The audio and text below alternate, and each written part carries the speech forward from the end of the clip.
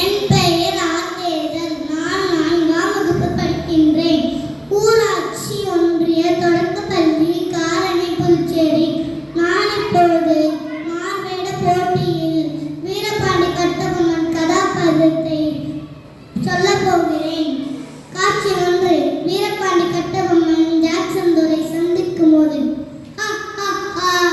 கிஸ்தி திரை வரி வட்டி வானம் புடைகிறது பூமி வீழ்கிறது நிற்கேன் கொடுப்பது கிஸ்தி.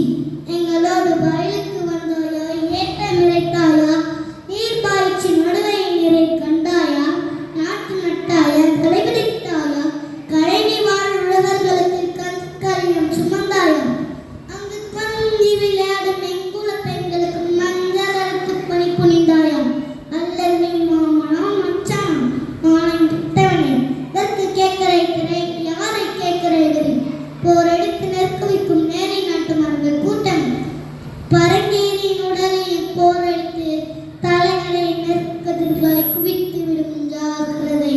காட்சி 2. போர் துவங்கப்பட்டது. முருகா அமுதமும் விஷமும் ஒரே இடத்தில் தான் விதைகிறது.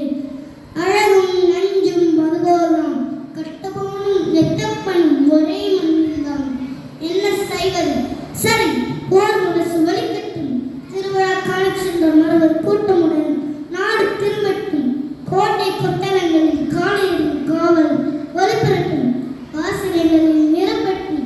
நீங்கள் எடுத்த தோழிகளில் நாடி வருகிறார். பறிப்பட்டால் பார்த்து விடுவோம். போர் போர் வீரவே வெற்றிவே. காட்சி 3. போருக்கு போகும் முன் பலே புருஷனை அனுப்பும் பாணி பரணி பாடக்கூடியது. தென் சொட்ட தமிழ் பேசும் திருவிளக்கே உன் விழியை காட்டு. நான் வேல் எடுத்து போக வேண்டாமா? உன் வளைந்த காது வாள் எடுத்து போ போ என்று போதிக்கும் போது நீ பெருமூச்சு விடு. அதை நான் எரிமூச்சு ஆக்கி எதிரிகளை பொசுக்கி விடுகிறேன். காட்சி 4. கட்டபொம்மன் தூக்கிலிடும் முன் அன்று போரிலே உயிர் சிந்திய வீர மக்களோடு நானும் மடிந்திருக்க வேண்டும். கோட்டை விட்டு வெளியேறி எனக்கு இந்த எழுவிச்சா ஒரு நல்ல பரிசு. தம்பி, அஞ்சாத சிங்கமே, இந்த கடைசி நேரத்தில் உன்னை காண கொடுக்கிறேன்.